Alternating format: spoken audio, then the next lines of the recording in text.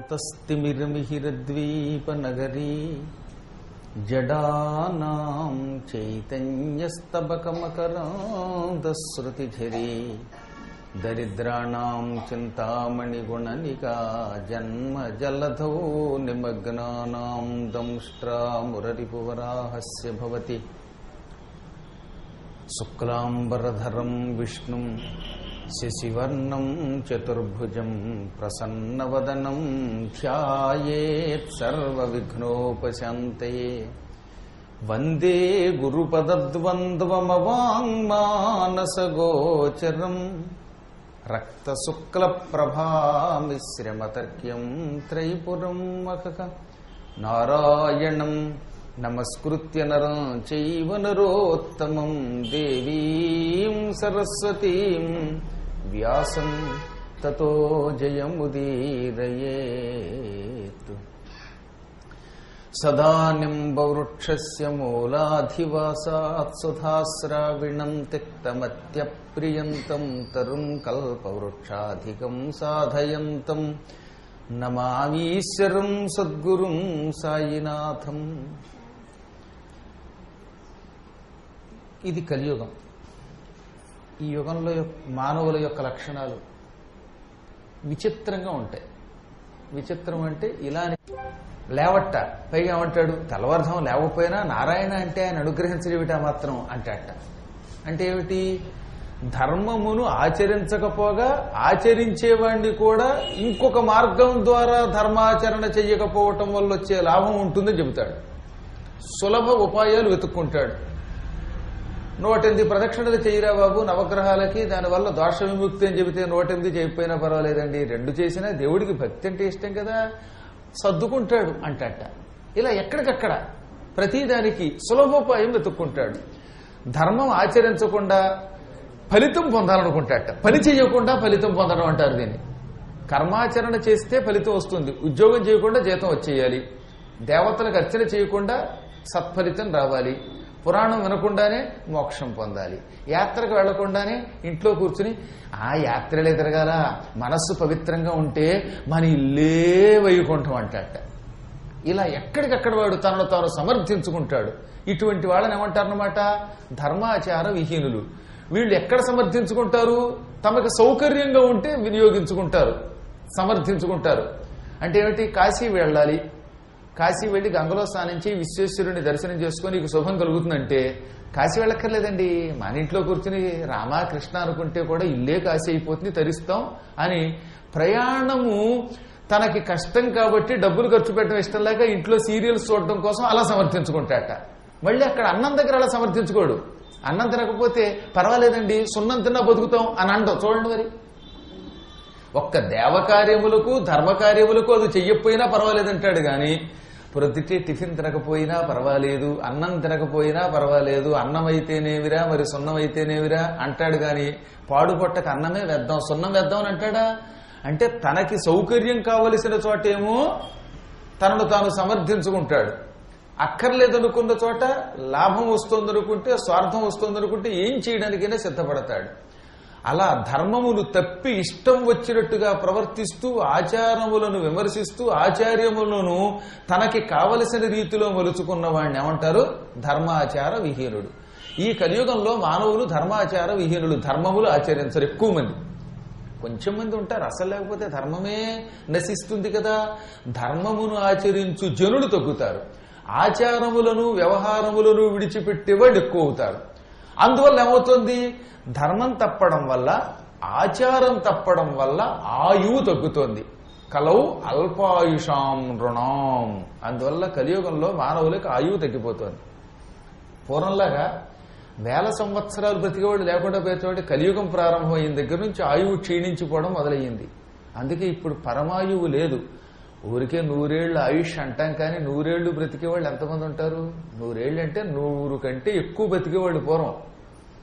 క్రమంగా శ్రీకృష్ణ పరమాత్మ అవతారం చాలించాక ఆయుః ప్రమాణం పడిపోయి ఇప్పుడు పరమాయువు లేదట.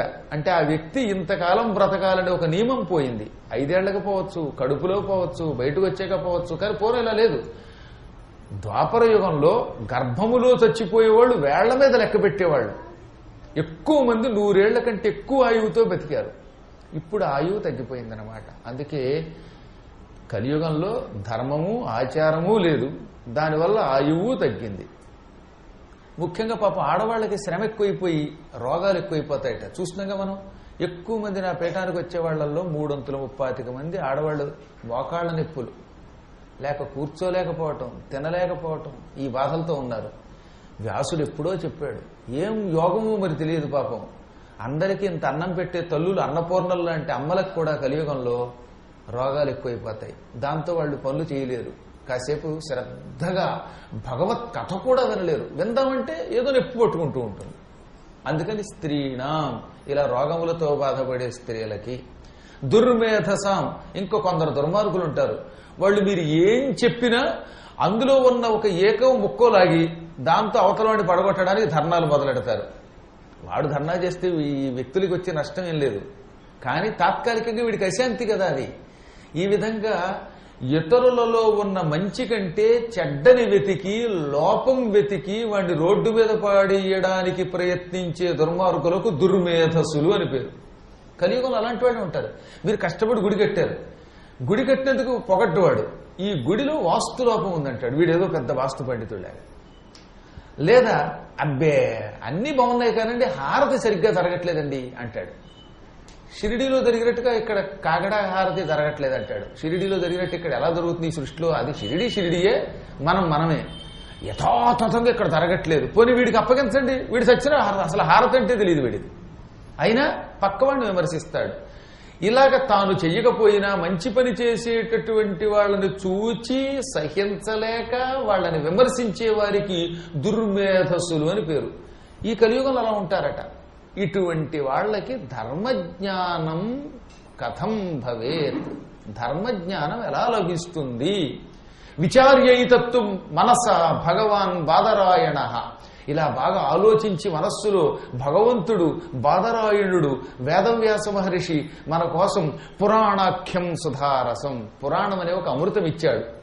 ఇప్పుడు అర్థమైందా మనకి పురాణం ఎందుకు ఇచ్చాడు ఆయన? నాయనలారా, మీరు ధర్మములు ఆచరించరు, ఆచారాలంటే అసహ్యం, మీకు ఆయువు మీకు తగ్గిపోతుంది. ముఖ్యంగా కలియుగంలో ఉన్నటువంటి స్త్రీలు పాపం ఎక్కువ మంది రోగాలతో బాధపడుతూ ఉంటారు. మనస్సుకి అశాంతి కలుగుతుంది, భార్యాభర్తల మధ్యలో ఐకమత్యం లోపిస్తుంది. అది ఇది అని చెప్పడానికి వీలు కాని అనేకమైన కష్టాలకి నష్టాలకి రాబోయే కలియుగంలో ఉన్న మానవులు నిరంతరం గురవుతూ ఉంటారు. ఇటువంటి మీకు శుభం కలగాలి అని ఆలోచించట. మనందరి క్షేమం ఆలోచించి మనందరి శుభమును కోరుకుని వేదవ్యాసుడు ఏం చేశాడు? వీళ్ళు బాగుండాలంటే దీనికి ఒకటే ఒక మార్గం ఉన్నది, అది పురాణము. ఈ పురాణం ఒక అమృతం. అమృతం తాగిన వాడు ఒక్కడే బాగుపడతాడు. అమృతం ఎవరు తాగుతారో వాళ్ళకి మాత్రమే జరామరణములు ఉండవు. అమృతమును ఉదాహరణగా ఎదురుగుండా ఉన్నాయని తాగితే ఆయనకి ముసలితనం ఉండదు, చావు ఉండదు. కానీ ఈ పురాణముని అమృతం తాగితే మీ వంశం తరిస్తుంది. కులమేవా అజరామరం సుధాం పిబన్ ఏక ఏవ నరస్యాదజరామర భాగవతామృతం కుర్యాత్ కులమేవా అజరామరం అంటాడు ఆయన. అమృతం తాగిన వాడు ఒక్కడే అజరామరుడవుతాడు. కానీ అదే భగవంతుని కథ అంటే పురాణం అనే ఒక అమృతం తాగితే, శ్రీమత్ పురాణ సుధారసాన్ని తాగితే వంశం తరిస్తుందని భావించి ఆయన మనం తరించడానికి 18 పురాణాలు ఇచ్చాడు.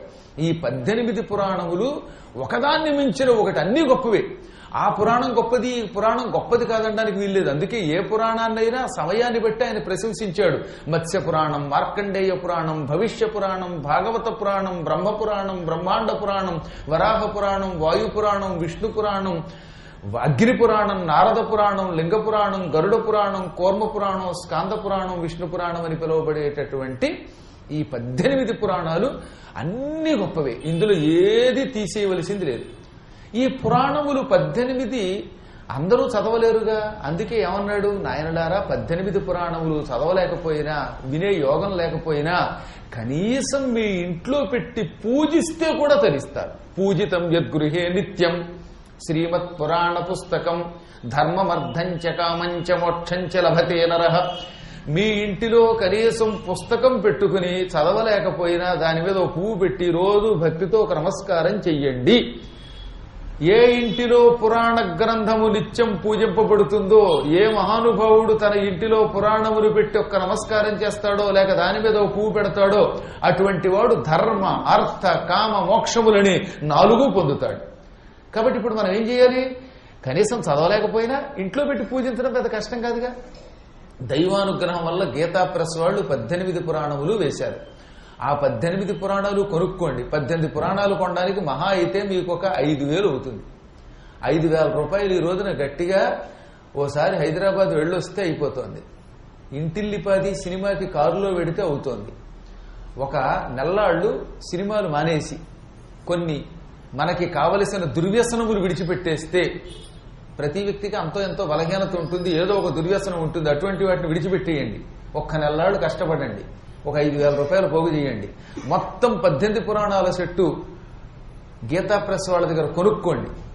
లేదా మన అదృష్టవశాత్తు కాకతీయ సిమెంట్స్ మొన్నే ఈ మధ్యనే కాలం చేశారు పాపం మహానుభావులు వెంకటేశ్వరరావు గారు. ఆయన 18 పురాణాలు వేశారు. మొత్తం 18 పురాణాలు సెట్టు కొనుక్కుంటే 4,000 నుంచి 5,000 అవుతుంది. ఆ పుస్తకాల సెట్ ఇంట్లో పెట్టుకోండి. శ్లోకం చదవలేకపోతే తాత్పర్యం చదవండి. తాత్పర్యం కూడా చదవడానికి ఓపిక లేకపోతే ఎదురుగుండా పెట్టి కేవలం పూజించండి. కేవలం దానికి ఒక నమస్కారం చెయ్యండి. ఆ మాత్రానికి తరిస్తారు. ధర్మార్థ కామ మోక్షములని చతుర్విధ ఫలపురుషాలు కేవలం పూజించడం ద్వారా పొందవచ్చు. అందులో ఒక అపూర్వ పురాణ గ్రంథరాజం గరుడ పురాణం. ఈ గరుడ పురాణాన్ని శ్రద్ధాశక్తులతో రోజు చదవమన్నారు. రోజు ఒక్క శ్లోకం చదవమన్నారు. కానీ కలియుగంలో మానవులకి ఎవడో ఒక దౌర్భాగ్యుడు ఒక పిరికి మందు నూరిపోశాడు. దాంతో గరుడ పురాణం అంటే కేవలం ఎవడన్నా చచ్చిపోయినప్పుడు మాత్రమే చదవాలి, అప్పుడే వినాలనే ఒక అపప్రథ బయలుదేరింది. భగవద్గీత ఎంతో గొప్పది. దాన్ని వాడు శ్మశానాల్లో చచ్చిపోయినప్పుడు మాత్రం వేస్తున్నారు. చాలా ఆశ్చర్యం కలుగుతుంది. నానాయాత్ర పడి మధురమైన కంఠంతో ఘంటసాల వారు భగవద్గీత గానం చేస్తే అది చచ్చిపోయినప్పుడు ఆ 2 రోజులు టెంట దగ్గర వేయడం ఏమిటి అంటే ఉత్తప్పుడు వినకూడదా? ఆ చచ్చిపోయిన వాడి కోసం వేశారా? బ్రతికున్న వాడి కోసం వేశారు. చచ్చాక ఆ చచ్చిన వాడికి ఈ భగవద్గీత ఏం వినబడదు. బ్రతికున్న రోజుల్లో వినాలి దాన్ని. గరుడ పురాణం అంటే మనం నిత్యం పూజించాలి, వినాలి, చదవాలి. ఇంతకీ గరుడ పురాణంలో ఆ చచ్చిపోయిన రోజుల్లో చదివేది ఒక్క ఖండమే. గరుడ పురాణం 19,000 శ్లోకాలు, భాగవతం 18,000 శ్లోకాలు. అందులో గరుడ పురాణం భాగవతం కంటే కూడా ఒక 1000 శ్లోకాలు ఎక్కువగా 19,000 శ్లోకాలతో ఉంటుంది. మత్స్య పురాణంలో రాస్తాడు చూడండి, ఏమని రాశాడు? గరుడ పురాణములో 19,000 శ్లోకములు ఉన్నాయి. పైన 1-2 చిల్లర ఉంటుంది ఎప్పుడు కూడా. ప్రార్థనా శ్లోకాలు తీసేస్తే 19,000 శ్లోకాలు ఉన్నాయి. దానిలో 3 కాండములు ఉన్నాయి. రామాయణం 7 కాండలతో ఉంది. బాలకాండ, అయోధ్యాకాండ, అరణ్యకాండ, కిష్కింధాకాండ, సుందరకాండ, యుద్ధకాండ, ఉత్తరకాండ. ఈ 6 కాండలతో కూడినది రామాయణం. కానీ గరుడ పురాణం కేవలం 3 కాండలు. అందులో మొదటిది ఆచారకాండ. ఆచారకాండలో 10,000 శ్లోకాలు ఉన్నాయి. అంటే ఆచారకాండ అంటే ఇప్పటికి అర్థమైంది కదా. పెద్దలు మీరు ఇలా నడుచుకోండి అని తాము నడుచుకుని చూపించిన దానికి ఆచారము అని పేరు. ఆచారము పెద్దలైన శ్రేష్ఠులైన వాళ్ళు నడుచుకున్న మార్గం. అంటే పద్మాకర్ గారు గుళ్ళోకి వచ్చి ఎలా దండం పెట్టారో మీరు చూశారు. ఓహో, ఆయన ఒక పండితుడు, ఆయన ఎలా నమస్కరించారో అది మనం చూద్దాం, మనం కూడా అలాగే నమస్కరిద్దాం. ఆయన ఎలా హారతి ఇచ్చారో అలా హారతిద్దాం అని పూర్వం పెద్దలను అనుకరించేవారు. కాబట్టి ఇంతకీ ఆచారం అంటే పెద్దలు నడిచి చూపించిన మార్గం. ఆ మార్గాన్ని మనం అనుసరించాలి. అనుసరిస్తే దానికి ఆచారం అని పేరు. అందుకని పెద్దలు చాలా జాగ్రత్తగా ఉండేవారు. మాట వరసకు కూడా కొన్ని పనులు ఇతరులు చూస్తూ ఉండగా చేసేవారు కాదు. ఎందుకని? ఓహో, ఈయన ఇలా చేశాడు గనక మనం కూడా ఇలా చేద్దామని తక్కిన వాళ్ళు దాన్ని అనుకరిస్తారు. యద్యదాచరతి శ్రేష్ఠ తత్తదేవేతరో జనః సహ యత్ ప్రమాణం కురుతే లోకస్తదనువర్తతే. శ్రేష్ఠ గొప్పవాడు, బాగా చదువుకున్నవాడు, పండితుడు, అందరికీ ధర్మమును చెప్పేవాడిని శ్రేష్ఠుడు అంటారు. శ్రేష్ఠుడు అంటే గొప్పవాడని చెప్పకూడదు. బాగా చదువుకుని ఆచరణలో దానిని పెట్టి తాను ఆచరించి ఇతరులకు చూపించేవాడు అన్నమాట. అన్నీ ఎరిగినవాడు, కొండ బద్దలు కొట్టినట్టు చెప్పేవాడు శ్రేష్ఠుడు. ఒక గొప్పవాడు ఉన్నాడు, పండితుడు ఉన్నాడు. ఆయన దేనిని ఎక్కడెక్కడ ఆచరించి చూపించాడో దానిని ఇతరులు ఏం చేస్తారు? అనుకరిస్తారు. సహా అతడు యత్ ప్రమాణం కురితే ఏది ప్రమాణమని నిరూపిస్తాడో లోకః ఈ లోకము తత్ దానిని అనువర్తతే అనుసరిస్తుందన్నమాట. అందుకే నేను చాలా జాగ్రత్తగా ఉంటాను. ఇప్పుడు కాశీ వెళ్ళాను, నేను కనుక అక్కడ కాశీలో మూల చీదేశాను అనుకోండి, పద్మాకర్ గారే కాశీలో గుళ్ళో చీదేరు, మనం చీద్దాం అంటే అట్టి పిచ్చివాడు. కాబట్టి అక్కడ నేనేం చేయాలి? ఎట్టి పరిస్థితుల్లో పొరపాటును కూడా ఆలయంలో అపవిత్రమైన కార్యం నేను చేయకూడదు. అప్పుడు నా వెంట వచ్చిన వాళ్ళు ఈ రోజు గురువు గారు ఇలా నడుచుకున్నారు కనుక మనం కూడా ఇలా నడుచుకుందాం అనుకుంటారు. ఎందుకంటే నా మీద ఒక నమ్మకం ఉంది కనుక. నేనే పొరపాటున అక్కడికి వెళ్ళి ధూమపానం చేశాను అనుకోండి, గుళ్ళోకి వెళ్ళి కాశీ వీధుల్లో.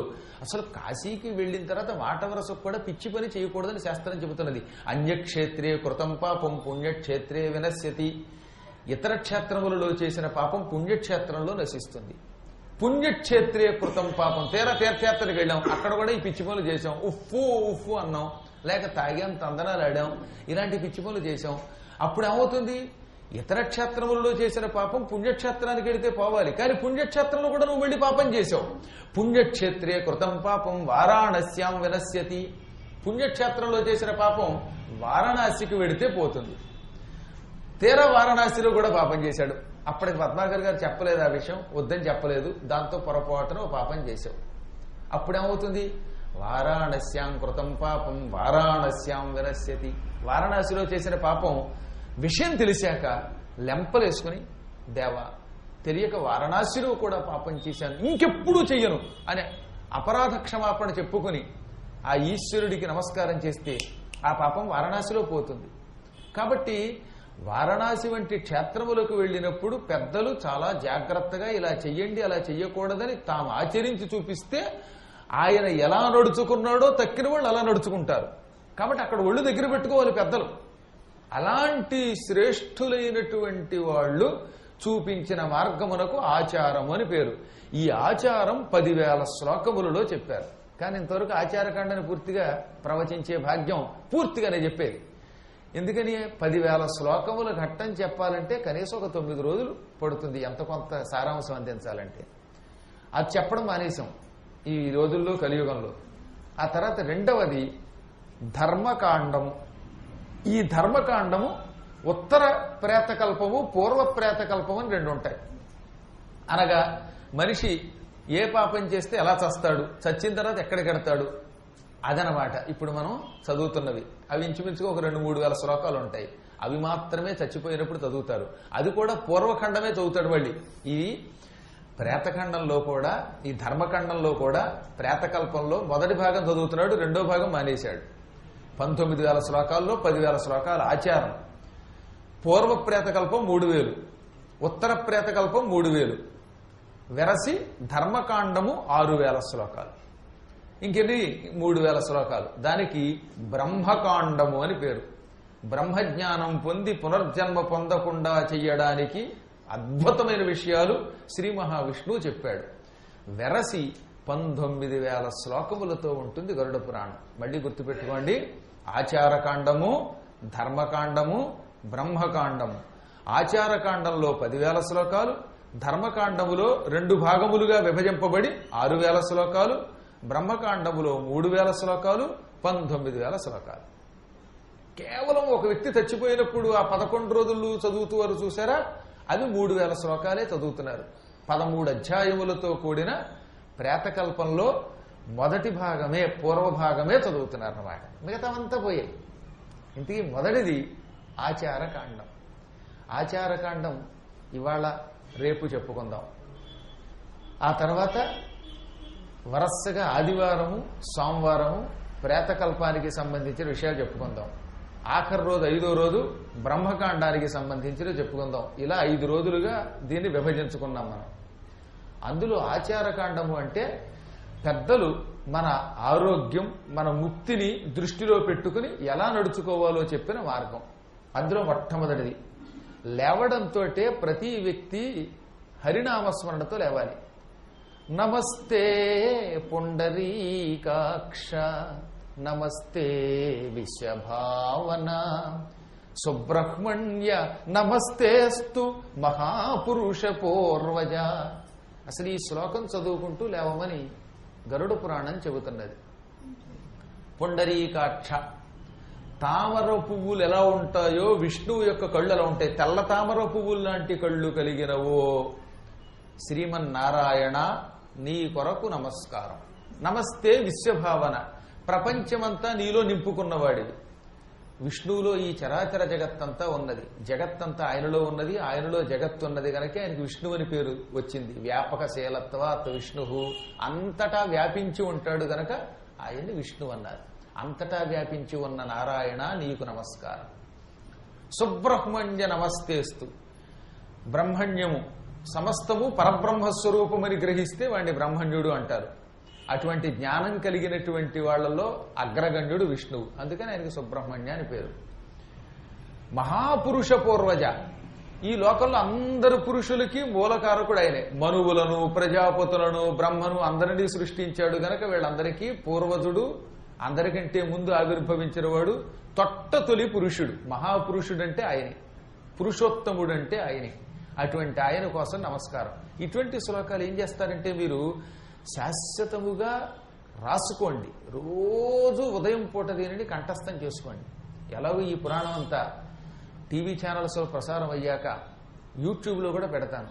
అటువంటిప్పుడు దీనిని శాశ్వతంగా గుర్తుపెట్టుకోండి. లేదా పురాణం పూర్తయిపోయే లోపు ఎవరో ఒకరిని అడిగి ఒక కాగితం పుచ్చుకొని రాసుకుని, లేదా ఈ గుడివారు ఆలయం వారు ఇలాంటి కొన్ని ముఖ్యమైన శ్లోకములను ఒక కరపత్ర రూపంలో ముద్రణ చేసి మీకు పంచిపెట్టి ఏర్పాటు చేయిస్తాను. అంటే రోజు లేవగానే ఉదయం పూట ఈ శ్లోకం చదువుకుని లేవాలనే ఊహ మీకు వస్తుంది. మీరు దీనిని కంఠస్థం చేస్తారు. తద్వారా ఆ రోజు ఏ పుణ్యం చేసినా పాపం చేసినా ఫలితం మీకు అంటదు, అది పరమాత్మకు అంటుతుంది. పాపము అంటదు, పుణ్యము అంటదు. దానివల్ల లాభం ఏమిటి? ముక్తి పొందుతాం. పుణ్యపాపములు రెండూ మనకి పునర్జన్మకు మూల కారణం అవుతున్నాయి. పాపం చేశామా నరకానికి వెళ్లి భూలోకంలో నీచ జన్మలెత్తుతాం. పుణ్యం చేశామా స్వర్గాది గతులు పొంది ఆ తర్వాత మళ్లీ జన్మెత్తుతాం. ఇప్పుడు పునర్జన్మ లేకుండా ఉండాలంటే ఇటు నరకము స్వర్గము రెండూ పొందకుండా భూమి మీద జన్మించకుండా శాశ్వతంగా పరబ్రహ్మలోకల నివాసం రావాలి. అది రావాలంటే ఈ శ్లోకం చదవాలి.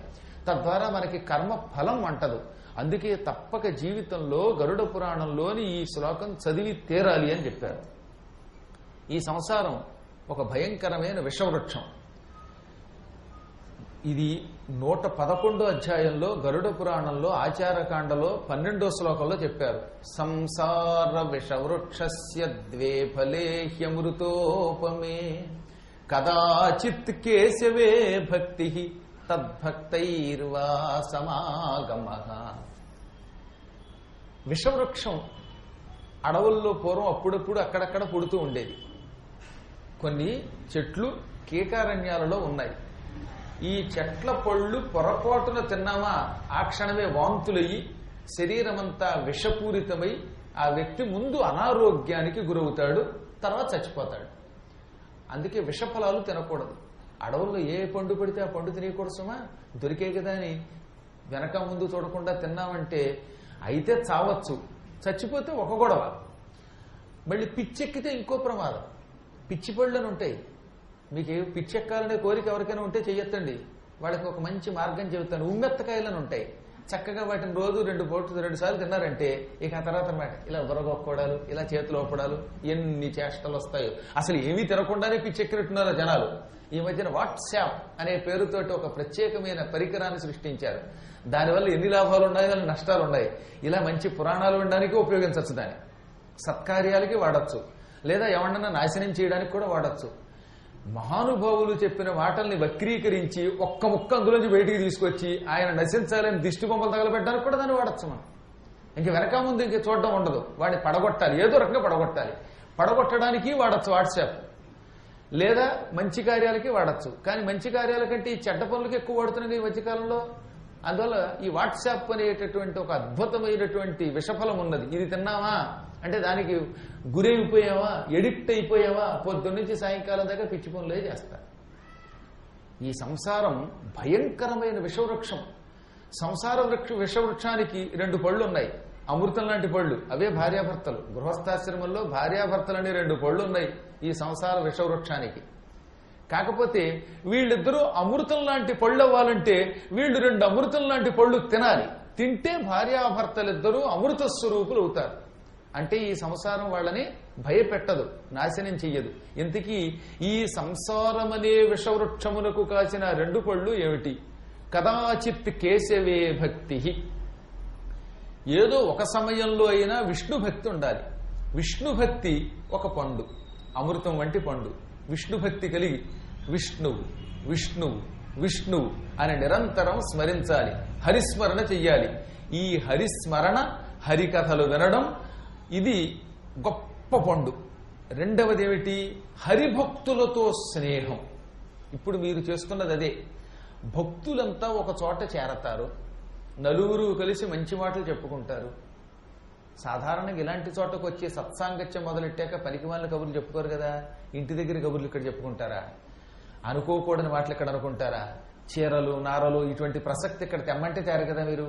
అందువల్ల ఇక్కడ కూర్చున్న కాసేపు కూడా చిత్తం లగ్నం చేసి కేవలం భగవన్నామం, భగవత్ కథ లేదా భగవద్భక్తుల గురించి చెప్పుకుంటారు. ఇదిగో గురువు గారట రేపు సెప్టెంబర్లో రాజస్థాన్లో పుష్కర్ తీసుకెడతారట అని చక్కగా యాత్ర గురించి చెప్పుకుంటారు. విజయదశమి అయ్యాక గురువుగారు చిత్రకూట పర్వతంలో రామాయణం చెబుతారట. ఇవి అమృతం వంటి మాటలంటే, ఇది సత్సాంగత్యం అంటే, ఇది కేశవ భక్తి యొక్క ఫలితం అంటే. అందుకని 2 పళ్ళున్నాయి సంసార వృక్షానికి. ఒకటి నీకు హరిభక్తి ఉండాలి, రెండవది భక్తులతో స్నేహం చెయ్యాలి. ఈ 2 చాలు నీ జీవితం తరిస్తుంది. నిరంతరం తెల్లవారుజామున లేవడం గొప్ప వరం. ఆ లేవడం కూడా దుర్వ్యసనములతో కాకుండా హరినామస్మరణతో లేవాలి. తెల్లవారుజామున లేచాం, వాకింగ్కి వెళ్ళాం, కానీ అక్కడ కూడా లేవగానే ఎక్కడెక్కడో కొట్టులోకి వెళ్ళి టీ తాగితే దానివల్ల నీకేం ఉపయోగం ఉంది? అందుకే ఏం చెప్పాడు? ప్రాతకాలంలో లేవడం గొప్ప సదాచారం. లేచిన తర్వాత మళ్ళీ నీ కడుపుని వ్యసనములతో నింపకు. ఇంకా వ్యసనములన్నీ నా నోటితో రోజు దాన్ని తలుచుకుని నేను కూడా వ్యసనాల పాలైపోతానేమో అనే భయంతో రోజు చెప్పలేకపోతున్నాను. కానీ రామరామ పొద్దున్న లేచి లేవగానే మొత్తం ధూమపానంతో జీవితం మొదలు పెడితే, లేక ఇంకేవో దుర్వ్యసనాలతోటి మొదలు పెడితే పొద్దున్నే ఉపయోగం ఏమున్నది? వాటి పశాలు తలుచుకోలేక చెప్పలేకపోతున్నాం, కానీ చెప్పవలసి వస్తుంది. పురాణ రీత్యా బోధ కోసం చెప్పవలసి వస్తుంది. అసలు నాకు ఆ పదాలు ఉచ్చరించడానికి కూడా ఒక్కోసారి చికాకు వచ్చేస్తుంది, కానీ చెప్పకపోతే ఎలా మరి? అందుకని ఏం చేస్తామన్నమాట? నాయనడారా లే, భగవన్నామపూర్వకంగా లే. నడుస్తున్నంతసేపు హరినారాయణ గోవింద భక్తపరాయణ గోవింద అనుకో. ఇందులో గరుడ పురాణంలో 3వ అధ్యాయంలో ఏమన్నాడో తెలిసిన?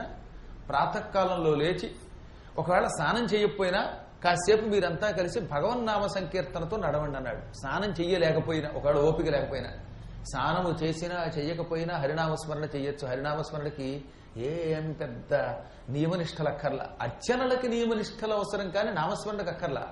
మీకు పూర్వకాలంలో చూడండి, ఎక్కువ మంది ఏం చేసేవారు? తెల్లవారుజామున లేచి 10 మంది కలిసి ఊరంతా నగర సంకీర్తనం చేసేవారు. ఇప్పటికి కూడా నగర సంకీర్తన చేస్తున్న వాళ్ళు ఉన్నారు. అది సదాచారములలో ఉత్తమోత్తమైన ఆచారం. నగరమంతా నామ సంకీర్తన చేస్తూ తిరిగితే ముందు ఇహం తర్వాత పరం 2 వస్తాయి. నీకు ఆరోగ్యము బాగుపడుతుంది. షుగర్ పేషెంట్లకి నడవడం చాలా మంచిది. ఇప్పుడు ఈ నామస్మరణ పూర్వకంగా నడుస్తూ ఉంటే ఇటు నడవడం వల్ల వచ్చే లాభం, హరినామస్మరణ చేయడం వల్ల వచ్చే లాభం, 2 లాభములు వస్తాయి. అందుకని సంకీర్తన చేయుచూ నడువుము.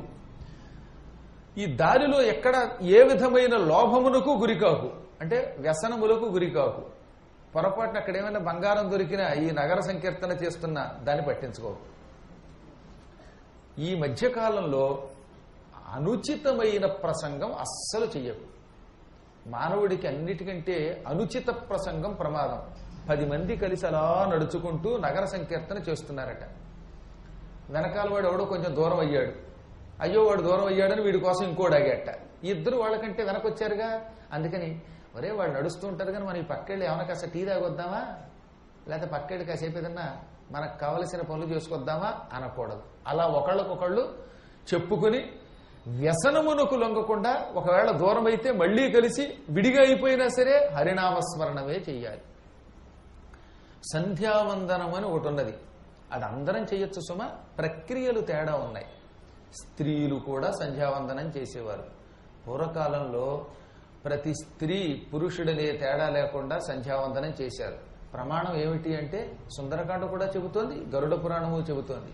సుందరకాండలో సీతాదేవి గురించి హనుమంతుడు చెబుతూ సంధ్యాకాలమనాశ్యామా ధ్రువమేష్యతి జానకి సంధ్యార్థే వరవర్ణిని. సీతాదేవి సరి అయిన సమయమునకు సంధ్యవార్చే తల్లి, అందే సంధ్యాకాల మనాహ అంటాడు. సంధ్యాకాల మనస్సు కలిగినది అనగా నేను వేళ తప్పకుండా సూర్యోదయ సమయమునకు సంధ్యావందనం చెయ్యాలి, సంధ్యావందనం చెయ్యాలి, సంధ్యావందనం చేసి తీరాలి అనే ఒక దృఢ నిశ్చయంతో ఉంటుంది ఆవిడ. హనుమంతుడు సీతాన్వేషణకి అశోకవనంలో వెతుకుతూ ఉంటే అక్కడ పెద్ద ఏరు కనపడింది. చల్లగా ఉంటుంది ఆ ప్రాంతం. ఆ మధ్యన మిమ్మల్ని అందరినీ కూడా తీసుకెళ్ళాను. అదే అశోకవనం, ఈనాటి అశోకవనం. అక్కడ హనుమంతుడి పాదాలు ఉంటాయి. ఏరు చాలా చల్లగా ఉంటుంది. ఆ ప్రాంతం సాయంకాలం అయిపోతే మరీ చల్లబడిపోతుంది. ఆ చల్లని ప్రాంతంలో అశోక వృక్షం కింద కూర్చోబెట్టాడు సీతని రావణాసురుడు. ఎందుకు కూర్చోబెట్టాడు? ఈ చలి తట్టుకోలేక తన భవనంలోకి వస్తుందనే ఆశతోటి. ఆవిడ లొంగలేదు.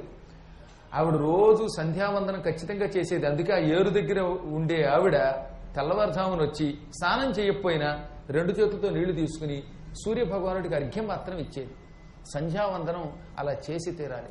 విమానంలో ప్రయాణిస్తున్నా, రైల్లో ప్రయాణం చేస్తున్నా, ఒకవేళ నువ్వు శుచిగా లేకపోయినా 2 చేతులతో నీళ్లు తీసుకుని అక్కడ గాయత్రీ మంత్రం చదవకుండానే సూర్యభగవానుడికి ఒక నమస్కారం చేసి కనీసం అర్ఘ్యమైనా చెయ్యాలి. స్నానం చేసే అవకాశం ఉన్నవాడు స్నానం చేసి గాయత్రీ మంత్రపూర్వకంగా అర్ఘ్యప్రదానం చెయ్యాలి. ఎటు చెయ్యాలి? ప్రాంగుఖ సతతం విప్రహ సంధ్యోపాసనమాచరేత్ సంధ్యాహీనో శుచిర్నిత్యం అనర్హ సర్వకర్మసు. తూర్పు దిక్కుకు తిరిగి మాత్రమే సంధ్యావందనం చెయ్యాలి. ఒక్క సాయంకాలం వేళ ఒక పాఠాంతరం ఉన్నది.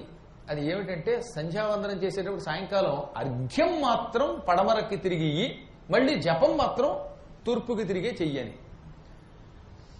కానీ ఎక్కువ ప్రామాణిక గ్రంథాలలో తూర్పుకి దిక్కుకి తిరిగే సంధ్యావందనం చేసి తీరాలి. అంటే అర్ఘ్యప్రదానం చేసేవాడు ఎట్టి పరిస్థితుల్లో తూర్పు దిక్కుకి తిరిగే సంధ్యావందనం చేయాలి.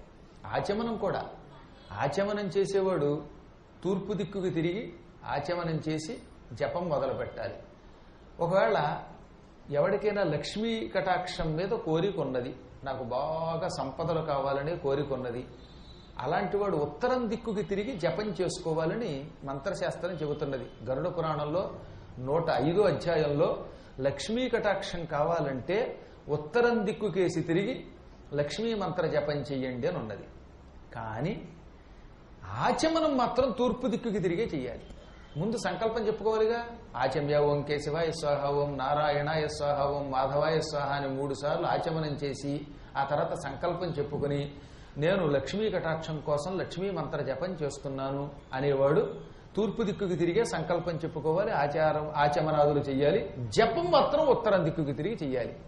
ఇప్పుడు మన పీఠంలో వ్యూహలక్ష్మీ మంత్రం రాశాం. ఓం శ్రీ ఓం నమః పరమలక్ష్మ్యై విష్ణు వక్షస్థితాయై రమాయై ఆశ్రిత తారకాయై నమో వన్నిజాయై నమః.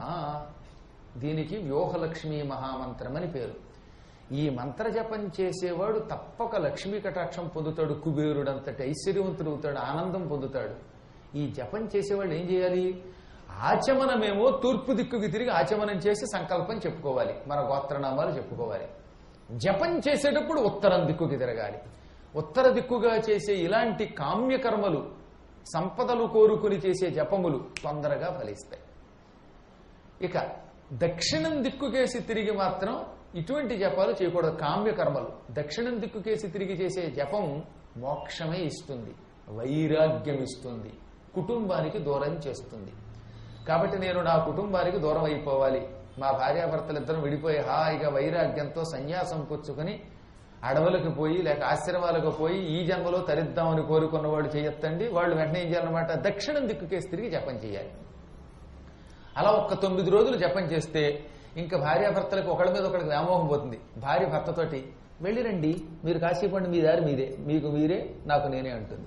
ఆ తర్వాత ఇద్దరు చెరువు రూము కొనుక్కోరు, రోడ్డు మీదే కూర్చొని జపం చేస్తారు. ఇవన్నీ నేను చెప్పింది ఎప్పుడంటే చిత్తశుద్ధితో చేస్తే సమా అసలు మనస్సే లగ్నం చేయకుండా భగవంతుడి మీద నమ్మకమే లేకుండా ఏదో గురువు గారు చెప్పారు కదా అని జపం చేస్తే అనాలోచితముగా అమనస్కుడై చేస్తే అప్పుడు అసలు వాడికి ఏ ఫలితం ఉండదు.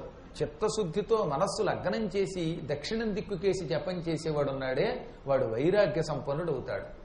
పడమర దిక్కుకేసి తిరిగి జపం చేసేటటువంటి వాడికి లౌకికమైన కోరికలు తీరుతాయి.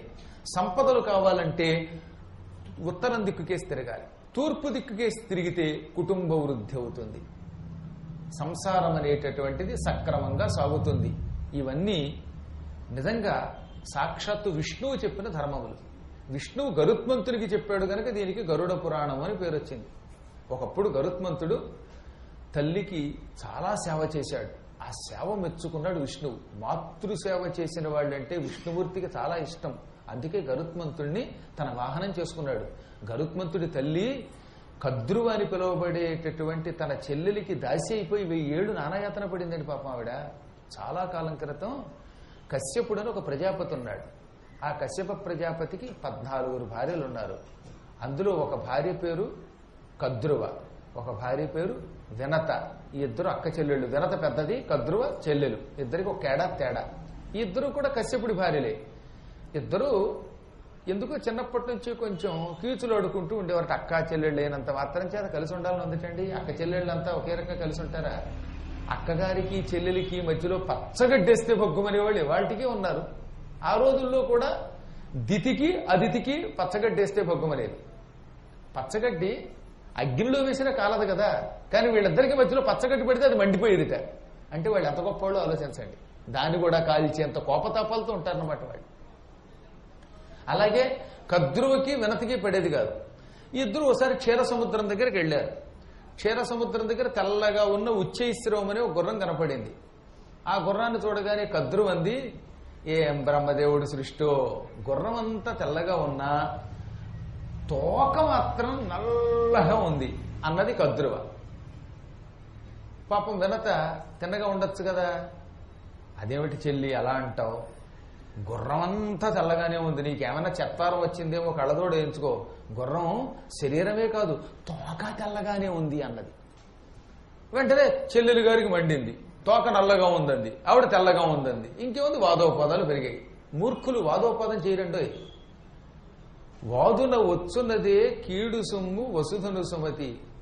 అజ్ఞానులు మాత్రమే వాదోపాదాలు చేస్తారు. జ్ఞానులు ఎప్పుడు మాట వరస కూడా. అందుకే వాదోపాదం చేయకూడదు. వాదోపాదాల వల్ల ఏమవుతుంది, కీడు వస్తుంది. అవతలవాడు మూర్ఖుడు, రెచ్చిపోతున్నాడు, గొడవ చేస్తున్నాడు, అప్పుడు మనం ఏమన్నా తగ్గాలట. జ్ఞానులు ఏం చేస్తారో తెలుసా, కృష్ణుడు లాంటి తెలివైన వాళ్ళు, అవతలవాడు అజ్ఞాని వాదిస్తున్నాడు, మన పడగొట్టడానికి ప్రయత్నిస్తున్నాడు అనుకుంటే వెళ్ళి బాబు నన్ను క్షమించంట.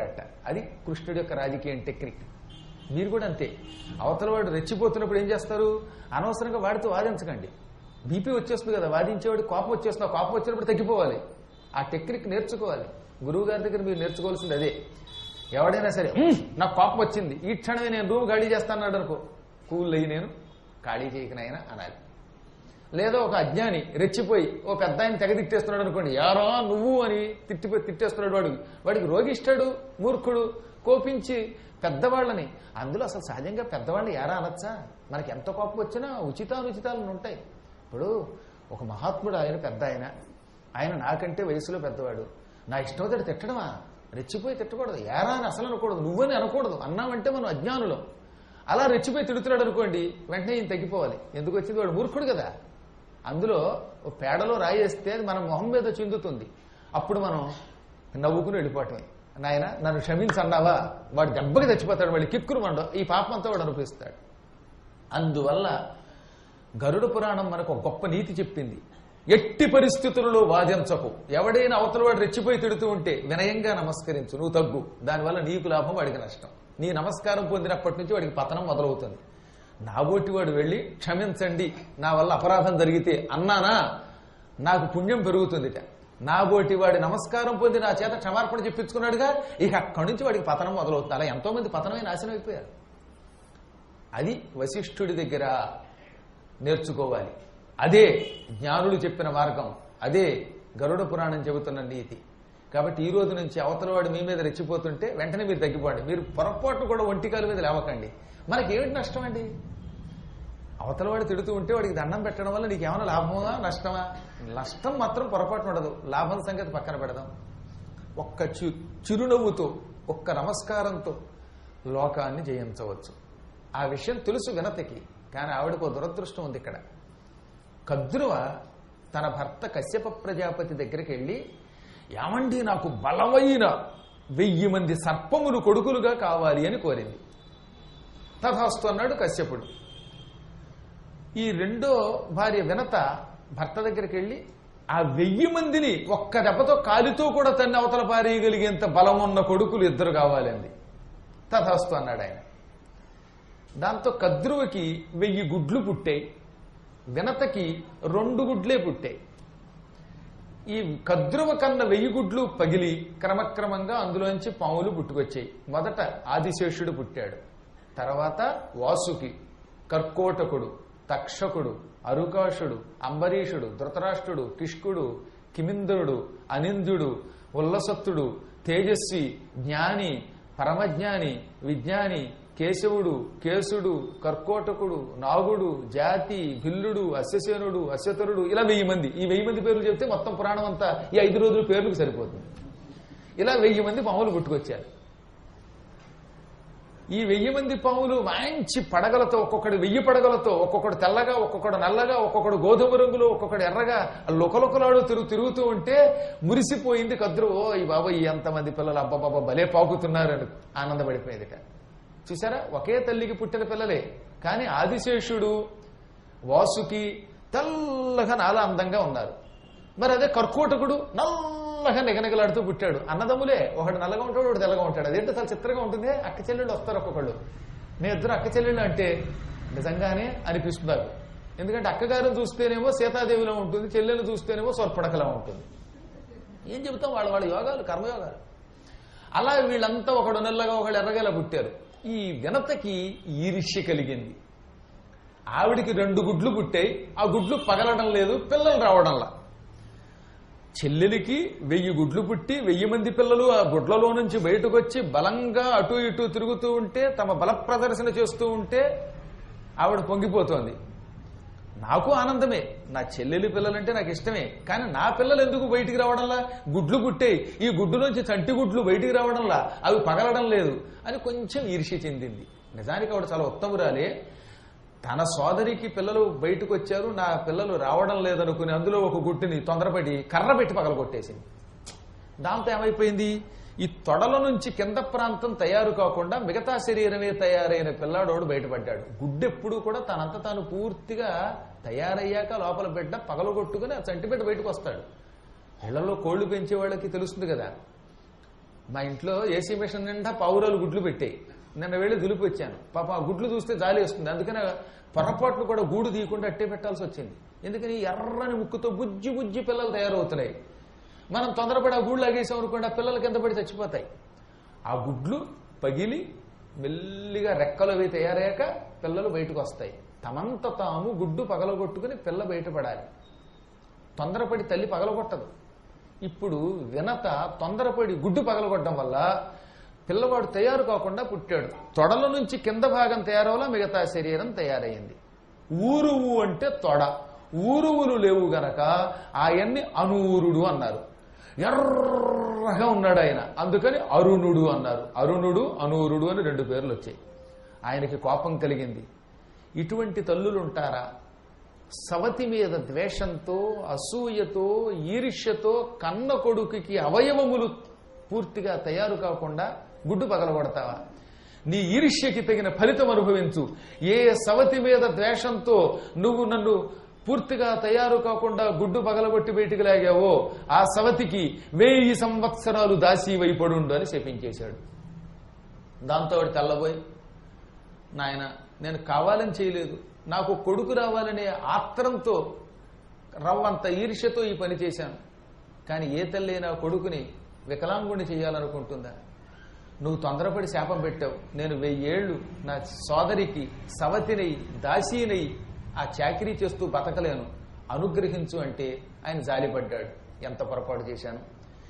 ఎంత తప్పు చేసినా మాట వరసకు కూడా తల్లిని తిట్టకూడదు, కొట్టకూడదని శాస్త్రం చెబుతున్నది. తల్లిని మించిన దేవత ఈ చరాచర జగత్తులో లేదు. నా మాతు పరదైవతం, తల్లి కంటే గొప్ప దేవత లేదు అని అర్థం దీనికి. అటువంటి తల్లిని నీ సవతికి 1000 ఏళ్లు దాసివై పడుండు అని చెప్పించాను. చాలా పొరపాటు చేశాను. దీనికి ఏం ప్రాయశ్చిత్తం అని ఆలోచించి, అమ్మ ప్రాయశ్చిత్తంగా నేను సూర్యభగవానుడికి రథసారథిని, ఆయన రథం నడుపుతూ నీకు ఇచ్చిన శాపం అనే పాపం నుంచి బయటపడతాను, నీకు కూడా శాప విముక్తి ఇస్తున్నాను. నువ్వు నీ సవతికి 1000 ఏళ్లు దాస్యం చేస్తావు. 1000 ఏళ్ల తర్వాత ఈ రెండో గుడ్డులో ఉన్నటువంటి పిల్లవాడు నిన్ను రక్షిస్తాడు. ఈ గుడ్డు ఇంకొక 500 ఏళ్లు గడిస్తే అందులోంచి ఒక మహాపరాక్రమవంతుడు బయటకు వస్తాడు. వాడు పుట్టాక ఇంకొక 500 ఏళ్లు మాత్రమే నీకు దాస్యం. ఆ తర్వాత వీడు సమయం చూసుకుని నీకు దాస్య విముక్తి కలగజేస్తాడు. అతడు కారణజన్ముడు. అతన్ని మాత్రం తొందరపడి గుడ్డు పగలగొట్టి బయటికి లాక్కుసుమా, ఓపిక పట్టు అంటే అలాగే నన్నదావిడ. అదిగో అతని శాపం వల్లే ఇవాళ ఈ వినతకి కద్రువతో వాదోపవాదాలు చేయాలనే కోరిక వచ్చింది. ఇప్పుడు మీకు అర్థమైంది కదా. గుర్రమేమో తెల్లగా ఉందని ఎందుకు చెప్పండి అనవసరంగా. ఆవిడ నల్లగా ఉందంటే పోన్లేమో నీకు అలా కనపడిందేమో అనొచ్చుగా. అలా కాకుండా లేదు చెల్లి గుర్రం పూర్తిగా తెల్లగా ఉందంది, నల్లగా ఉందంది ఈవిడ. అప్పుడు ఇద్దరు కలిసి ఏం చేశారు, గుర్రం దగ్గరికి ఎడదాం, గుర్రం పూర్తిగా తెల్లగా ఉంటే ఏం చేస్తావు చెల్లి అంది అక్క. నీవు చెప్పినట్టే గుర్రము పూర్తిగా తెల్లగా ఉంటే నేను నీకు దాసి అవుతా. మరి నువ్వో గుర్రం తోక నల్లగా ఉంటే నేను నీకు దాసీనవుతాను అని ఇద్దరు శపథం చేసుకున్నారు. ఇది పిచ్చ శపథాలు చేసుకున్నారు. ఇద్దరు గుర్రం దగ్గరికి బయలుదేరారు. గుర్రం పూర్తిగా తెల్లగా ఉందని కద్రువుగా తెలుసు. అందుకనే ఆవిడ ఏమంది తెలివిగా, అక్క ఇప్పుడు చీకటి పడింది, సంధ్యా సమయంలో తోకని మనం పరిశీలనగా చూసినా అది నలుపో తెలుపో అర్థం కాదు. అందులో ఈ మధ్య నాకు కొంచెం రేచీకటి ఒకటి వచ్చింది. అందుకని ప్రొద్దుటే బయలుదేరి మనం ఇక్కడికి వద్దాం, ఈ గుర్రము తోకని పరిశీలిద్దాం. ఆ సూర్యుడి వెలుతురులో తోక గనక నల్లగా ఉంటే నువ్వు నాకు దాసివి, తోక తెల్లగా ఉంటే నేను నీకు బానిస్తాను అన్నది. ఇద్దరు ఇళ్ళకపోయారు. కద్రు వెంటనే తన పిల్లల్ని పిలిచింది, పావుల్ని. పిల్లలారా, నేను చిన్న పొరపాటు చేశాను. ఇవాళ పాలసముద్రం యొక్క తీరంలో మీ పెద్దమ్మతో షికారు చేస్తూ ఉండగా ఉచ్చైశ్రవం అనే గుర్రం అక్కడికి వచ్చింది. ఇంద్రుడి గుర్రం అది. అది ఆపాదమస్తకం తెల్లగా ఉంది. నేను అందరూ ఏదంటే దానికి వ్యతిరేకంగా మాట్లాడే అలవాటు కలిగిందని. కొందరికి అదో లక్షణం అండి బాబోయ్, మేము తీర్థయాత్రలో చూస్తూ ఉంటాం. మా ఐదారు గొడవ హాయిగా బాలకృష్ణ గారు ఏదో ఒక వాహనం చూసి పెడితే ఆ వాహనం ఎందుకు కాస్త ముందెడిపోదామని ఒకడు, వెనక్కి లేకపోవడం ఒకడు. కొంతమంది ఒక్కళ్ళిద్దరు ఉంటారు, వాళ్ళు ఈ కద్రువు లాంటి వాళ్ళు అనమాట. వాదికి ఎప్పుడూ ఒక ప్రతివాది ఉండాలన్నమాట. ఏం చెప్పండి వాళ్ళని మెప్పించలేం మనం, అంతా వింటాడు. ఆకన్నా ఇవాళ పులిహార ప్రసాదం చేయమన్నారు అండి ఎవరో. పులిహారే ఎందుకండి, పులిహార బదులు అటుకులు పులిహార ఎందుకు చేయకూడదు? మొత్తం మీద అటుకులో చిటుకులో చేర్చాలి వాడు ఈ ఒక్కదానికి వ్యతిరేకంగా మాట్లాడకపోతే అప్పుడు నిద్ర పట్టదట. ఎవరైనా ఒక కార్యక్రమంలో పుల్ల పెట్టి దానికి వ్యతిరేకంగా ఇలా చెయ్యాలనుకుంటే అప్పటి నుంచి వాళ్ళకి కద్రువ అని పేరెట్టారు. అలాంటి పేర్లు మనం తెచ్చుకోకూడదు. అందుకని ఆవిడే చెప్పుకుంది ఏమని, అంతా అవునంటే కాదండం నా లక్షణం చిన్నప్పటి నుంచి. పాలసముద్ర తీరంలో తెల్లని గుర్రం కనపడింది, నాకెందుకో నా లక్షణం కొద్దీ గుర్రం తోక నల్లగా ఉందని వాదించాను. అన్నాక ఆ మాట నిలబెట్టుకోవాలి. నేను మీ పెద్దమ్మతో వాదోపవాదాలు చేయటం వల్ల రేపు బానిసని కాబోతున్నా. నేను ఓడిపోవడం ఖాయం, నాకు తెలుసుగా. ఆ తోక తెల్లగానే ఉంది. రేపు నేను పందెంలో ఓడడం ఖాయం. మీ పెద్దమ్మ దగ్గర బానిసనైపోయి చేతులు కట్టుకుని ఏం పని చేయమంటావు అక్కయ్యో అని రోజు అడగవలసిన కర్మ నాకు పడుతుంది. నేను తట్టుకోలేను. మీరు పని చేయండి. నా పిల్లల్లో కొంతమంది పిల్లలు నల్ల త్రాచుపాములు. మీరు వెళ్ళి ఆ తోక చుట్టూ తల చుట్టుకుపోండి. మీరు చుట్టుకుంటే తోక నల్లగా కనపడుతుంది. మీ తలకాయ కనపడకుండా ఆ ఏకల్లో తలకాయని జాగ్రత్తగా పెట్టుకోండి. పైగా ఈ పాములకు లక్షణం ఉంది, వాళ్ళు ఎంత శరీరం కావాలంటే అంత శరీరం, పెద్దది శరీరాన్ని కావాలంటే సంక్షిప్తము చేసుకోగలరు, పెరగగలరు, తరగగలరు. సంక్షిప్త శరీరం, విశాల శరీరం రెండూ పొందగలరు. అందువల్ల మీ మహిమతో మీ శరీరమును సంక్షిప్తం చేసుకుని తలకాయ ఆ గుర్రపు తోక వెంట్రుకలలో దాచుకుని తోకని మాత్రం నల్లగా కనపడేలా చెయ్యండి అనగా వాళ్ళు అన్నారట, ఎంత తప్పిది, మోసము చేసి పెద్దమ్మని నీ బానిసని చేసుకుంటావా? ఇంత అధర్మమా? తల్లి చెప్పిన అధర్మం చెయ్యకూడదని శాస్త్రం చెబుతున్నది, మేం చెయ్యం అన్నారు. దాంతో ఆవిడకు ఒళ్ళు మండిపోయింది. ఆవిడకు కూడా కొంచెం బీపీ ఉందనుకుంటాను. దాంతో ఒళ్ళు మండిపోయి పళ్ళు పటపట్టుకుని తొందర కోపం వచ్చేస్తుంది. కొంతకు ఎందుకు ఏముండదు అక్కడ. మహా అయితే ఉంది. ఒక ఆయన 2 కాఫీ పట్టుకొచ్చారు ఒకసారి నా దగ్గరికి. నేను ఉపన్యాసానికి వెళ్ళాను, 2 కాఫీ పట్టుకొచ్చారు. పాప ఇద్దరిని నేను తెమ్మలేదు, కానీ తెచ్చారు. ఆ ఇద్దరు నా కాఫీయే తాగాలి, నా కాఫీయే తాగాలన్నారు. 2 కాఫీ తాగడానికి నాకేమో ఓపిక లేదు. ఇద్దరు పెట్టడానికి చెంబుడుతో తెచ్చారు. పైగా అతివృష్టి అనావృష్టి అంటారు. కొంతమంది ఏమో ఇంతింతి కప్పుతో తెస్తారు. అది దరిద్రమే. ఇంత కప్పుతో ఏం తాగుతాం? ఆ కప్పు పట్టుకుంటే వేడి ఒక గుట్టకలో అయిపోతుంది. లేదా ఇంత చెంబుతో తెచ్చినా కష్టం. కాబట్టి ఎక్కువ తేకూడదు, తక్కువ తేకూడదు. అతివృష్టి అనావృష్టి. ఇద్దరు పెద్ద చెంబులతో తెచ్చారు, తాగాలంటారు. నేనేమో ఎవరిది పట్టుకొని ఈయన పట్టుకుంటే ఆయన గురువు గారు మీరు వాడిని ఎప్పుడు గౌరవిస్తున్నారండి, నాకు అన్యాయం చేస్తున్నారండి అంటాడు. అటెడితే ఈయన కోపం. చివరికి ఇద్దరికి కళ్ళు ఎర్రబడిపోయి ఈ రోజు నుంచి ఇంక గురువు గారికి చచ్చిన కాఫీ తాను అని కాఫీ కొట్టేసి వెళ్ళిపోయాడు ఒక ఆయన. ఈలో పక్కన పళ్ళం పొడిచింది. నీ బుర్రుందా? గురువు గారి ప్రవచనం వినడానికి ఎక్కడి నుంచో కష్టపడిన దూరం వచ్చి గురువు గారికి కాఫీ తానని నేల మీద కొడతావా అని ఆవిడ పక్క నుంచి పొడిచింది.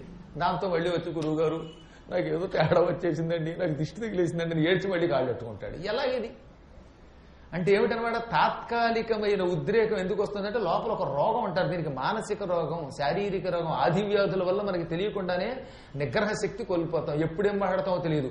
అటువంటి పైత్యపు లక్షణం కలిగిన రక్తపు పోటు కలిగిన స్త్రీ కద్దురు అనుకుంటాను. అందుకే ఆగ్రహోద గుర్రాలై దుర్మార్గుల్లారా, నేను వెళ్లి గుర్రపు తోక కరుచుకొని నల్లగా చెయ్యమంటే నా మాట కాదంటారా? ఈ క్షణమే మీకు శాపం పెడుతున్నాను. భవిష్యత్తులో జనమేజయ మహారాజు గారు చెయ్యబోయే సర్పయాగంలో పడి మీరంతా కాలి బూడిదైపోండి అని చెప్పించింది. దాంతో వాళ్ళు వణికిపోయి కాళ్ల మీద పడ్డారు. నా మాట విన్న వాళ్ళు మాత్రం బతుకుతారు, మిగతా వాళ్ళు కాలిపోతారు. ఇందులో కొంతమందికి చావు తప్పదు. వెళ్ళండి, మిగతా వాళ్ళన్నా వెళ్ళి ఆ తోకని పట్టుకోండి అంటే 2-3 వెళ్ళి ఆ తోకని కరిచి పట్టుకున్నారు. దాంతో తోక నల్లగా కనపడింది. దాంతో వినత ఓడిపోయింది. చెల్లెలికి దాసి అయిపోయింది. 1000 ఏళ్లు దాస్యం అనిపించిందండి ఆవిడ. 500 ఏళ్ల తర్వాత గరుత్మంతుడు అందులోంచి బయటకు వచ్చాడు. గరుత్మంతుడు మహాబలవంతుడు. ఆ గుడ్డు పగలగొట్టుకుని విశాలమైన బంగారపు రెక్కలతో పుట్టుకొచ్చాడు ఆయన. ఆయన రెక్కలు బంగారపు రంగులు ఉండేవిట. అసలు బంగారం పట్టుకొచ్చి ఆయనకు రెక్కలు చేయించినట్టు ఉండేదన్నమాట. ఆ గరుత్మంతుడు తన విశాలమైన రెక్కలొక్కసారి అల్లార్చి ఆకాశంలో ఎగురుతూ ఉంటే పర్వతములు కదిలిపోయాయి, అడవులు గజగజ వణికిపోయాయి, ఊరంతా కదిలిపోయింది. దాంతో ఈర్ష్య కలిగిన కద్రువు ఏమంది, గరుడా, మంచి బలముందని రెచ్చిపోయి ఎగురుతున్నావేమో, నువ్వు నా బానిసవి, మీ అమ్మ నా దాసి, దాసి కొడుకు కూడా దాసుడే, కాబట్టి నువ్వు కూడా నేను చెప్పిన పనులు చెయ్యవలసిందే అన్నది. ఇది ఎక్కడ శాస్త్రం? బానిస పనిలో ఉన్నటువంటి వాళ్ళ పిల్లలు కూడా బానిసలేట. ఆవిడకి ఎవరో అధికారం ఇచ్చినట్టుగా. అలా అనగా గరుత్మంతుడు తప్పనిసరి పరిస్థితుల్లో తల్లికేసి తిరిగి అమ్మ నిజమేనా అన్నాడు. నిజమైన అయినా నేను బానిసనే, కాకపోతే నా కొడుకువే నువ్వు ఆవిడికి బానిస అవుతావో లేదో ఏ ధర్మమో నాకు తెలియదు, నేను బానిసని కనుక చచ్చినట్టు నువ్వు కూడా ఆవిడ మాట విను అన్నది. ఇంకా చూడండి, గరుత్మంతుడిని తెగ ఏడిపించింది ఆవిడ. పాములు ఒక్క ఆదిశేషుడు వాసుకి తప్ప తక్కిన సర్పములు కద్రువ గరుత్మంతుడిని క్రూరంగా హింసించారు. ఎన్ని మాటలనాలో అన్ని మాటలు అన్నారు. తల్లిని తన ఎదురుగుండా తిడుతూ ఉంటే, తనని తిడుతూ ఉంటే ఆ పసిబాలుడి మనస్సు చాలా గాయపడింది. తర్వాత 500 ఏళ్ల తర్వాత అమృతం తెచ్చాడు. కద్రువ బానిసత్వం నుంచి తన తల్లి వినతకి విముక్తి కలిగించాడు. దాంతో వినత బయటపడింది. అయినా లోపల కసి పెట్టుకుని ఆయన పావుని అప్పటి నుంచి ఆహారంగా తినడం మొదలుపెట్టాడు. తన తల్లిని సవతి యొక్క దాస్యం నుంచి విముక్తి చెయ్యడం కోసం ఎంతో యాతన పడి స్వర్గానికి వెళ్లి దేవతలతో యుద్ధం చేసి అమృత భాండం తెస్తే విష్ణుమూర్తి మెచ్చుకుని, నాయనా, నీ వంటి మహానుభావుల్ని నేను చాలా అరుదుగా చూస్తున్నాను. తల్లి కోసం నువ్వు చాలా కష్టాలు పడ్డావు. స్వర్గం మీదకి దండయాత్రకు వెళ్ళటువంటి మాటల, ఇంద్రుడితో యుద్ధం చేయడం మాటల, నీ పరాక్రమంతో ఇంద్రుణ్ణి ఓడించావు, అమృతం తెచ్చావు, నీ తల్లిని విముక్తురాలని చేసుకున్నావు. నీ మాతృభక్తి నాకు ఆనందం కలిగించింది. నమాతు పరదైవతం, తల్లిని మించిన గొప్ప దేవత లేదని శాస్త్రములు చెబుతున్నాయి. తల్లి కోసం నువ్వు శ్రమపడ్డావు గనక నేను మెచ్చి నీకేం కావాలంటే ఇస్తానన్నాడు. అయితే నన్ను నువ్వు వాహనంగా చేసుకో అన్నాడు ఈయన. తథాస్తు, నేను ఈ రోజు నుంచి నిన్ను వాహనంగా చేసుకుంటాను, గరుడ వాహనుండి అవుతాను. అక్కడితో ఆగట్లా, నువ్వు రెక్కలొక్కసారి ఇలా పైకి కిందకి కదిపినప్పుడల్లా అందులో నుంచి చప్పుడు వస్తుందిగా, ఆ చప్పుడు కింద కాకుండా అష్టాక్షరీ మంత్రధ్వని అవుతుంది. సాధారణంగా పిట్టలు ఏం చేస్తాయి? టప్ టప్ అని రెక్కలలో కొడతాయి. కాకులు మొదలైన పక్షులు రెక్కలు అల్లారిస్తే టపటప శబ్దమే కదా వచ్చింది అందులోంచి. కానీ గరుత్మంతుడికి ఏమనిచ్చాడు విష్ణు వరం? నువ్వు రెక్కలు ఇలా అల్లార్చగానే అందులోంచి ఓం నమో నారాయణాయ అనే అష్టాక్షరీ మంత్రధ్వని వచ్చుగాక అన్నాడు. అందుకే గరుత్మంతుడు మన దగ్గరికి వచ్చాడంటే వెంటనే మనకి తెలియకుండానే ఒక నాదం వినపడుతుంది, అష్టాక్షరీ నాదం. రాత్రి ఒక ఆయన నాకు ఫోన్ చేశాడు, మా ఇంటి పక్కన అస్తమానం ఓం నమో నారాయణాయ అని సన్నని ధ్వని వినపడుతుందండి, ఏమిటో తెలియదండి. అర్ధరాత్రి 12ంటికి నాకు అనుమానం వచ్చి చూశాను, ఎవడన్నా టేప్ రికార్డర్లో లేక సెల్ ఫోన్ వదిలేశాడానని. చూస్తే వాళ్ళ కిటికీలను చూస్తూ గరుడు పక్షి వస్తుంది వాళ్ళ ఇంటికి. ఆ గరుడు పక్షి ఇలా రెక్కలు ఆర్చినప్పుడల్లా అందులోంచి మెల్లగా ఈ శబ్దం వస్తుంది అన్నాడు ఆయన. అంటే ఆయన అదృష్టవంతుడు. ఆ గరుడు పక్షి రూపంలో, ఆ చిన్న పక్షి రూపంలో వచ్చేవాడు గరుత్మంతుడు. ఒక్క గరుత్మంతుడు ఇంటి దగ్గరికి రెక్కలు అల్లార్చుకుంటూ వస్తేనే ఈ నాదం వినపడుతుంది. మీరు ఎక్కడ చూడండి, మీరు కొన్ని గొళ్లల్లో గరుత్మంతుడు చిన్న పక్షుల రూపంలో వస్తాడు. అవి కూడా గరుడు పక్షి గ్రద్ద రూపంలో వస్తాడు. ఆ గరుడు పక్షి ముక్కు మంచి పొడుగ్గా వయ్యారంగా ఉంటుంది. ఆ పక్షులు ఎగురుతూ ఉంటే టపటప శబ్దం కాకుండా నారాయణ అష్టాక్షరీ మంత్రధ్వని వస్తుంది అనమాట. మధురముగా వస్తుంది శబ్దం. ఆ వ్యక్తికే వినపడుతుంది, పక్కవాడికి వినపడదు. అది గరుత్మంతుడి యొక్క ప్రభావం. అది విష్ణు ఆయనకి ఇచ్చిన వరం. అందుకు గని గరుత్మంతుడికి సుపర్ణుడు, మంచి రెక్కలు కలిగిన వాడిని పేరు వచ్చింది. మంచి రెక్కలు అంటే ఏమిటనమాట? ఆ రెక్కల్లోంచి నారాయణ నామం మంత్రపూర్వకంగా, ధ్వనిపూర్వకంగా, పవిత్ర ధ్వనిపూర్వకంగా వస్తోంది. అందుకే ఆ రెక్కలు సుపర్ణములు అని పిలువబడ్డాయి. అంతటి మహాత్ముడు గరుత్మంతుడు. ఆయనకి ఒకసారి ఒక కోరిక కలిగింది. ఏమిటి? నేను తరిస్తున్నాను, నాతో పాటు నా వంశం కూడా తరించాలి. గరుత్మంతుడికి చాలా మంది కొడుకులు ఉన్నారు. అందులో ఒక ఆయన పేరు తార్క్ష్యనందనుడు అని పేరు. ఆయనే బలిచక్రవర్తిని కట్టినవాడు. ఆయన కొడుకులు భూలోకంలో ఉండిపోయారు. గరుత్మంతుడి యొక్క మనుమల వరకే వైకుంఠం. ఆ తర్వాత వాళ్ళంతా ఇప్పుడు ఇంకా భూలోకంలో వంశం వాళ్ళు ఉన్నారు తెలిసిన. గరుత్మంతుడి వంశం వాళ్లే ఇప్పుడు ఈ పక్షుల రూపంలో తిరుగుతున్న గ్రద్దలన్నీ. అవన్నీ గరుడ వంశం వాళ్ళు. వాళ్ళందరికీ వైకుంఠ ప్రవేశం లేదు. వాళ్ళంతా భూలోకంలో ఉండిపోయారు. వైకుంఠంలో గరుత్మంతుడి యొక్క మొత్తం వంశం అందరికీ ఇవ్వలేదు ఆయన ప్రవేశం. మనవాడి వరకే ఇచ్చాడు. అక్కడి వరకే భక్తి. తక్కిన వాళ్ళంతా భూలోకంలో ఉండిపోయారు. అందుకని ఆయనకి మనవాళ్ల మీద, మనవరాళ్ల మీద, ముని మనవల మీద, ఇంకా తర్వాత తరాల వాళ్ళ మీద కొంచెం వ్యామోహం కలిగిందిట. అది కూడా ఏం వ్యామోహం? మన మానవులకున్న వ్యామోహం కాదు. వాళ్ళకి చక్కగా బిల్డింగ్ కొని పెడదాం, ఖైరతాబాద్ సర్కిల్లో అపార్ట్మెంట్ కొని పెడదాం, వాళ్ళు బాగుండాలి, ఈ కోరిక కాకుండా వీళ్ళు కూడా నారాయణ స్మరణ చేసి తరించాలి. తరించాలంటే ఏం చెయ్యాలి అని అనిపించి నారాయణుని దగ్గరికి వెళ్ళి, ప్రభు నేను భూలోకంలో కొంతకాలం పాటు మారువేషంతో తీర్థయాత్రలు చేయాలనుకుంటున్నాను, కాలినడకన. అందుకని నాకు మానవాకారం ప్రసాదించు. మానవ రూపంలో భూమండలం అంతా తిరుగుతాను, అది కూడా కాలినడకన. వాహనములమే తీర్థయాత్రలు చేయటం అంత పుణ్యం కాదు, నడిచెడితేనే పుణ్యం. అంతేత వైష్ణవీదేవి దగ్గరికి అండి హెలికాప్టర్ ఎడుతుందిట అని అందుకే టిక్కెట్ బుక్ చేసుకున్నా, నీకు ఏదో టైంలో నెత్తి మీద ఓ మొట్టి ఇక్కట్టు కలిగజేస్తాడు దేవుడు.